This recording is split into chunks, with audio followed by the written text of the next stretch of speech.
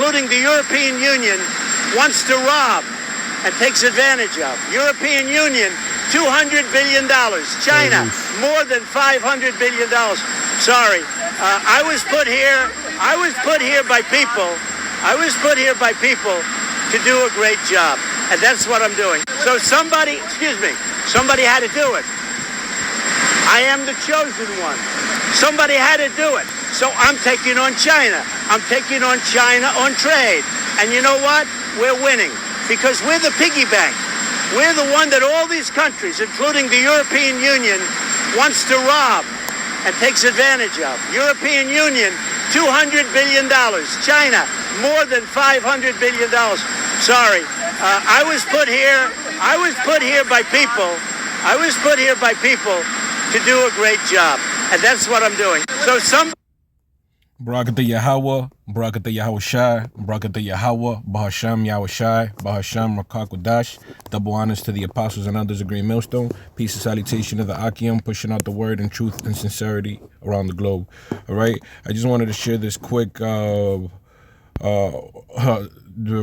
precept, okay? Because of my man Trump here going into how he's the chosen one and how he's bringing all these tariffs and causing all this commotion around the world on the economic front, which runs the world, all right? And that's going to stir up the anger of the other nations, as it is written, okay? So as we see prophecies unfold, okay, and we're going to go into this precept in Revelation 17 and 16.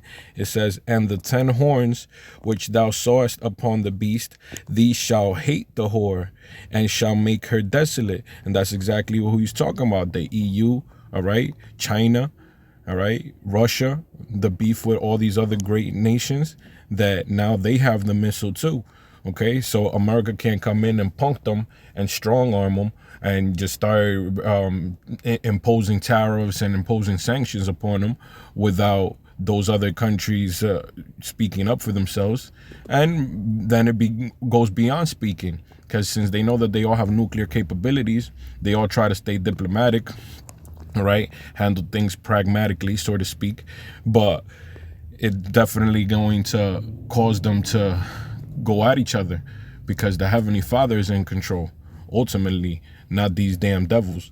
All right, so and the 10 horns which thou sawest upon the beast, these shall hate the whore. America being that whore because she's in bed with all these other nations, all right, in business, how he just said that they use her. That's the personification in the scriptures. Thou sawest upon the beast, these shall hate the whore and shall make her desolate and naked, and shall eat her flesh and burn her with fire. For the Most High hath put in their hearts to fulfill his will, and to agree and give their kingdom unto the beast, until the words of the Most High shall be fulfilled. All right? Okay, the all-consuming beast. All right? That world domination, that empire. Okay? That's going to ultimately consume these damn devils. These damn devils have lived by the sword, and they're going to die by the sword. All right? And the Heavenly Father is just going to build them up to bring them down, just the same way he did with Pharaoh. Okay? And built up Pharaoh full of pomp and pride just to bring him down. Okay? And let's get another precept real quick.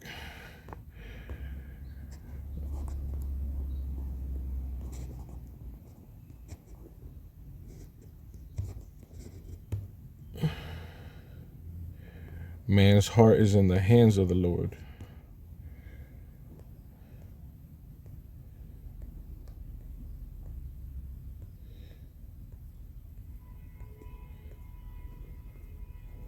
The heart of the kings, Salakia.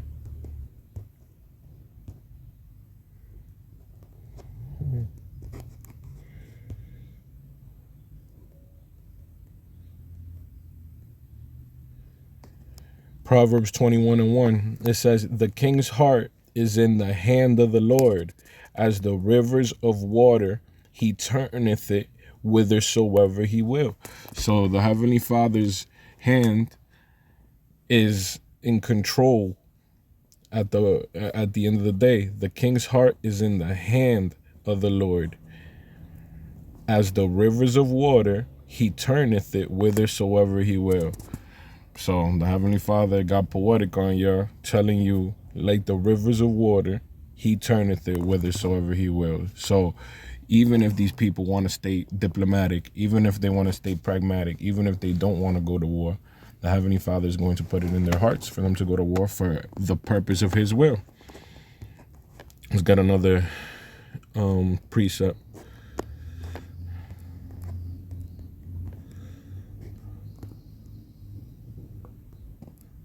Jehoshaphat.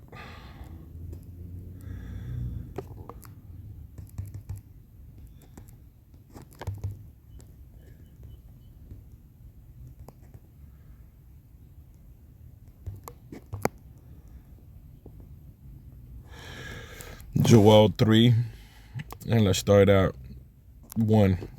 For behold, in those days and in that time, when I shall bring again the captivity of Judah and Jerusalem, I will also gather all nations and will bring them into the valley of Jehoshaphat, and will plead with them there for my people and for my heritage Israel, whom they have scattered among the nations and parted my land.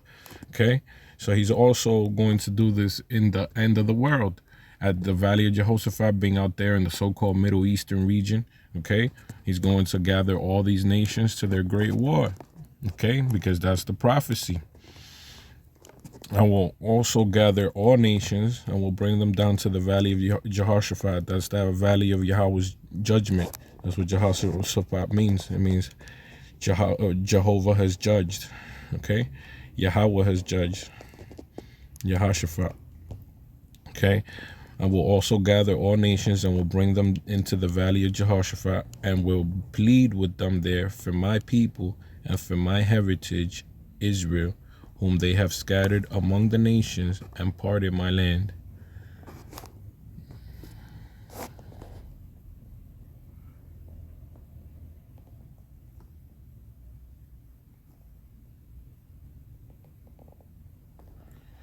Okay, they have cast lots for my people.